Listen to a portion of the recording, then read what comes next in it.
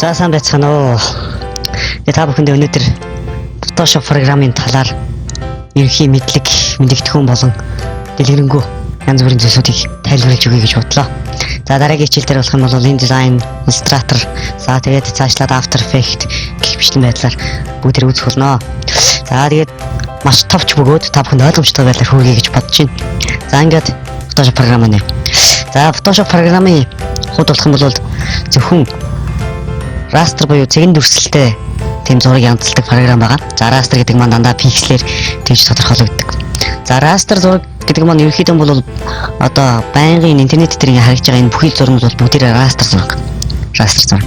За тэгэхээр vector зураг гэдэг бол Illustrator ч юм уу, InDesign ч юм уу ямар тийм vector хийдэг үүсгдэг програмаар зөрүүд хүн үүсгдэг бол raster зургийн хувьд бол дижитал их үүсвэрүүд буюу за фото камер ч юм уу, эсвэл сканер гэх мэтлэн зүйлсээс үүсч болдог. За мөн Photoshop дээр шинээр шууд raster ямар нэгэн байдлаар их бэлдэж болно. За тэгэхээр өргөн өндрийн харьцаа пиксел new гэдэг байж байна. За тэгэхээр Photoshop програм маань ерөнхийдөө бол 5 хэсгээс бүрдэж байгаа. За тэгэхээр юу вэ гэхээр CIS. За нэгдүгээр CIS-ний хэсэг, хоёрдугаар удирдлагын самбар гэж байна. За Photoshop програм маань ерөнхийдөө 5 хэсгээс бүрдэнэ. За нэгдүгээр CIS. За хоёрдугаарт удирдлагын самбар буюу хэсэгт. За удирдлагын самбар хэсэг маань болохоор одоо хэрэглүүрүүдээс хамаарч өөрчлөгддөг. За гуравдугаарт хэрэглүүр. За тэгэхээр хэрэглүүр авах болгонд удирдлагын самбар дээр зүйлсүүд маань удирдлагууд маань өөрчлөгдөж байна. За мөн панелууд, за тэгээд ажлын талбар гэсэн ингэж үндсэн 5 хэсгээс бүрдэнэ. За энэ 5 хэсгүүд маань workspace буюу ажлын самбар гэсэн ерөөдөө тийм өөрчлөлтийн байдлуудаар ингэж өөрчлөгдөнө. За тэгэхээр workspace маань болохоор одоо essentials буюу энгийн default буюу энгийн дээр байж байна. За тэгэхээр бид нэр workspace-ийг Windows гэснээс workspace new workspace гээд за design ч юм уу өөрсдийнхөө workspace-ийг үүсгэж болно. За workspace маань бол энэ панелийг нээх, хаах болон ямар нэгэн байдлаар өөрийнхөө панелийг тохируулах юм бол тухайн workspace дээр бол хадгалагдаж үлдэнэ гэсэн. За тэгэхээр хэдүүлээ одоо техник талаар ерөөдөө ойлголт авч үзье. За файлтанд бол файлыг нээх, хадгалах болон ямар нэгэн байдлаар файлтай холбоотой үйлдэлүүдийг хийгдэнэ. За эдитсэнд болохоор одоо гарны командууд жишээлбэл буцах, үлийг ухраах, заавсах, за тэгээд копидох, хувилах гэх мэт гарны командууд дүүргэх, за хүрээ өгөх. За мөн програмын ерөнхий тохиргооны хэсгүүд байж байна. За жишээлбэл keyboard shortcut буюу keyboard-ийн гарны командыг тохируулах гэх мэтлэн. За image-сэн болохоор ажлын талбар буюу зургийг зурагтай ажиллана. Зургийн өнгөийг болон зургийн дефект өгөх. За зургийг тодруулах, за зургийн хэмжээг өөрчлөх, эргүүлэх гэх мэтлэн байдлаар. За layers маань болох юм бол дандаа давхаргатай ажиллагдаж. За давхаргуудыг дээр доор нь оруулах, шинэ давхарг үүсгэх, ангилах, гөрөвлөх, за нэгтгэх гэх мэт. За types болох юм бол бичгтэй холбоотой бичвэрийн цэцнүүд байж. За selects болох юм бол одоо ямар нэгэн байдлаар сонгож авсан зүйлсээ идэхгүй болох, за сонгож авсан хэсгийг уусгах, за өнгөөр сонгох гэх мэтлэн байдлаар байж байна. За фильтрцэн болохоор нэмэлт фильтрүүд буюу нэмэлт одоо эффектүүд байж байна.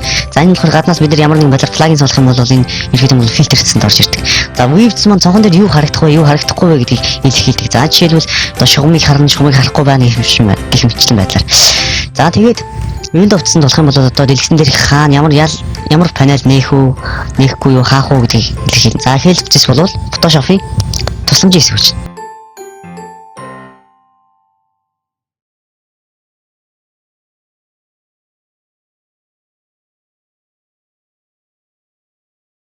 За file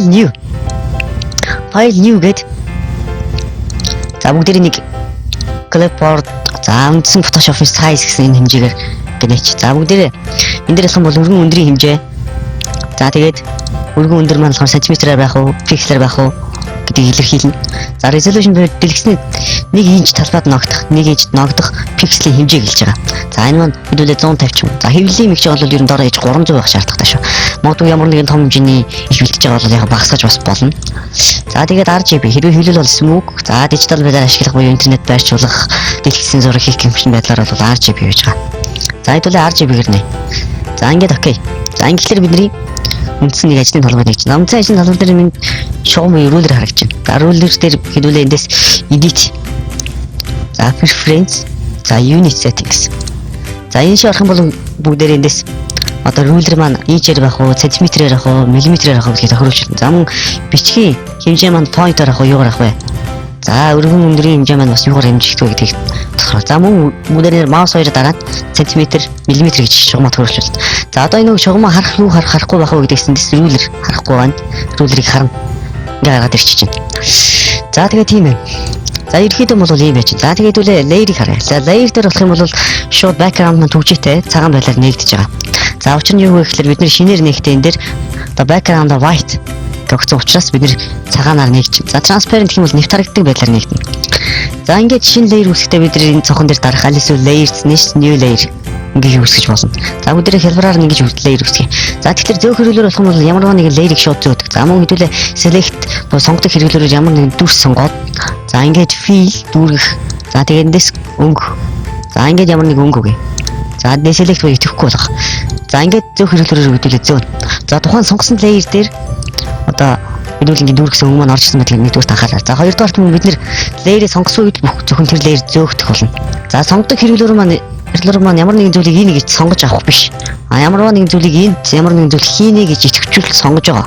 За өөрөөр хэлбэл хэдүүлээ дахиад нэг шинэ layer үүсгээд энд сонгоод энийг өнгөөр дүүргэн. Эсвэл хүрээ өгнө гэх мэтчлэн байдлаар ажиллах юм гэсэн. За тэгээд сонгодог хэрэглөөр маань ингээд 3 төрөл байдаг. За энэ бол дандаа дүрсээр сонгоно. Бөөрийг хийдрүүлж гэх мэтчлэн байдлаар. За тэгээ эндээс бол янз бүрээр зурж сонгодог хэрэглөөр полигоноор нь болохоор ингээд цэгээр зурж сонгодог бол за ласа маань шууд зурж сонгоно. За магнитик маань болохоор соронцлогдож буюу ямар нэгэн байдлаар пиксел өнгийг мэдэрч явдаг. За тэгэхээр энэ magic wand болон quick selection гэж байна. За magic wand маань шууд ямар нэгэн дүрсэн дээр автоматар хэлбэрээр нь буюу пикселээр өнгөөр нь мэдэрч сонгодог гэж байгаа. За quick selection болох нь ямар нэгэн зүйлийг тэлж нэмж одоо сонгодог гэж байна. За мөн хасаж сонгож болно, нэмж сонгож болно. За дээр нь бүхий сонгох хэрэглүүрүүдээр идэвхжэлтэй нэмэх, хасах, за давхцын сэглэх сонгох хэмжлэн байдлаар. За маус хоёр дээр select ажил сонгох хэрэглүүр идэвхжтэй холбоотой зэс буюу select-ний deselect. За ингэж болно. За ийм байх нь. За тэгэхээр layer дээр lock гэсэн хэсгийн ард байгаа зүйл нь болохоор тухайн layer-ийг төвжин гэж байгаа. За биерээр зурхгүй болно. За transparent буюу нэвт харагдaltaй хэсгийг төвжин. За ингэснээр бид нар биерээр ямар нэгэн байдлаар зурх юм бол нэвт харагдaltaй энэ дээр хэсгээр биерээр зурж болохгүй. Зөвхөн энэ хэсгээр биерээр зурх боломжтой гэсэн. За энийг төвчих юм бол шууд биерээр зурж болохгүй болно. За зөөгдөхгүй. За бүгдийг төвчих. За иймэрхүү байдалтай төвжээсүүд. За мөн хэдүүлээ эндээс opposite буюу нийт одоо тод бүдэг. За дүүргэлтийн буюу fill-ийг багасгах нь. За иймэрхүү байдлаар. За эндээс blend mode буюу уусалт. Бид нар ардынхаа өнгөтэй ямар байдлаар уусгах вэ гэдгийг эндээс тодорхойлдог байж байгаа. За тэгэхээр Photoshop маань ерөнхийдөө юм байж байна. За layer маань болох юм бол тухайн layer нь дээр дороо орох уу, аль нь дороо орох уу гэдгийг одоо тодорхойлдог. За тэгэхээр хэдүүлээ эндээс өөр өнгөтэйгээр дүүргье. За тэгэх юм бол бид нар энэ сонгосон энэ layer маань дээр нь байж байна тийм үү? За эндээс дээр нь байж байгаа бол бид нар шууд маус нэгээр дарж зөөгөөд доор нь оруулах боломжтой. За ингэснээр бид нар layer-ийн доор дээр нь орохгүй байхыг мөн шийдэж өгч болох нэ гэсэн. За хэдүүлээ энэ layer-ийн нүдийг авчих юм бол арилжих нь. За тэгэхээр энэ layer үлдэнэ. За тэгээ эндээс pen tool буюу дүрс зурдаг хэрэглүүрээр бид нар дүрс зураад ямар нэгэн дүрс зураад за control enter гэх юм бол selection болж хувир. За тэгэхээр selection ямар нэгэн хэрэглүүр аваад энийг select universe эсрэгээр нь сонгоод бид нар delete тавьж дарснаар устгах нь. За ингээд ямар нэгэн байдлаар дүрс үүсгэж болно. За тэгэхээр pen tool маань ганцхан заавал ингэхтэй биш fill бас шууд хийж болно тийм ээ. За тэгэхээр би танаас юу үзүүлэх гэдэг нь ихлээр сүүлийн жирийн урт сүдэр гэж үзүүл нэлийн гарч ирдэг. За тэгээ хэлбэр байдлаар үүсгэх арга болох юм бол та нар select хэрэглүүрээр за урт сүдрийг болох юм бол ерөөхдөө үүсгэж болох нь. За ингээд fill харанг. За одоо бүгд opposite-ийг нь багсгая. За ингээд тухайн хоёр layer-ийг shift тарж байгаа давхараар нь сонгоод mouse хоёр link layer гэх юм бол тухайн layer-ууд холбогдох нь. Холбогдоод зөөгдөх юм гэсэн. За ингээ. За одоо хэдүүлээ шинэ бөөрийнхий дүрс үсгээд. За shift дахин зүг хэлбэртэй бөөрийнхий дүрс үсэж байгаа хэвлээ. За ингээд. За яах гэж нэ гэхээр одоо хэдүүлээ fill гээд за хар байсан ч болно. Аль эсвэл white цагаанаар дүрхчих. За ингээд дээр нь цагаан дүрс орсон учраас идэхгүй болчихж байгааг харж байгаа тийм ээ.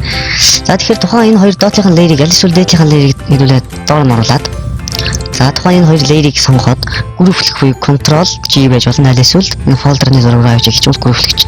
За одоо хэдүүлээ mask үүсгэх буюу тухайн хэдүүлээ сая энд нэг бөөрийнхий цагаан үүсгэсэн тийм ээ. Эндээ масклж буюу алталт нь тасалж оруулъя.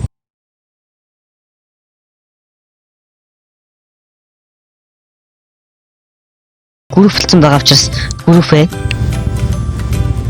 layer merge group. За ингэж болчихно. За хэдүүлээ одоо эндээс доотлынхаа цагаан layer-ыг stroke.